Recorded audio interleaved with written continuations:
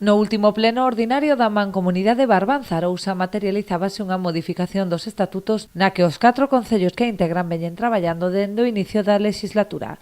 Pretenden deste xeito transcender o ámbito de actuación turístico para que foi concibida inicialmente, apostando pola asunción de novas competencias e prestación conxunta de servizos básicos.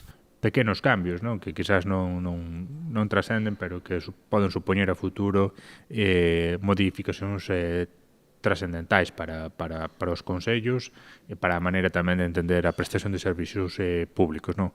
Nos no último pleno ordinario da Mancomunidade aprobamos unha modificación estatutaria na que se ven traballando prácticamente dende o comezo da legislatura, así o verbalizamos xa naquela altura, enfocada a abrir a Mancomunidade a prestación de outro tipo de servicios, a abrir a Mancomunidade a asumir tamén competencias que a día de hoxe non ten, non? Nos últimos anos xa se iniciaron estas colaboracións con programas de emprego conxunto ou a xestión da recollida selectiva coa incorporación da quinta fracción. Ter a capacidade de abordar de maneira conxunta outra serie de cuestións, como xa o estamos facendo, ademais, non?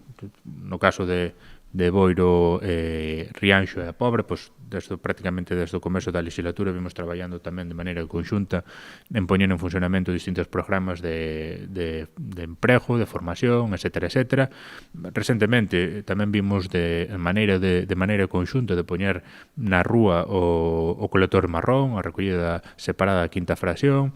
Véñese dando distintas cuestións que teñen que ver, como dixo, co traballo conxunto de entender a Mancomunidade non como un conxunto de concellos, senón como unha especie de gran metrópole, non? Así entendemos que se articula e así funciona en moitos ámbitos. Entón, como se ven traballando nese sentido, como hai esa vontade, como entendemos ademais que vai ser bo para os veciños, o que queremos é estar preparados con este cambio estatutario para abordar a futuro a prestación conxunta de servicios públicos que ata agora que vimos prestando de maneira individual, non? O presidente da entidade entende que este é o camiño para garantir que a prestación de certos servizos sexa asumible, tal e como reflicten varios informes que avalan a xestión mancomunada.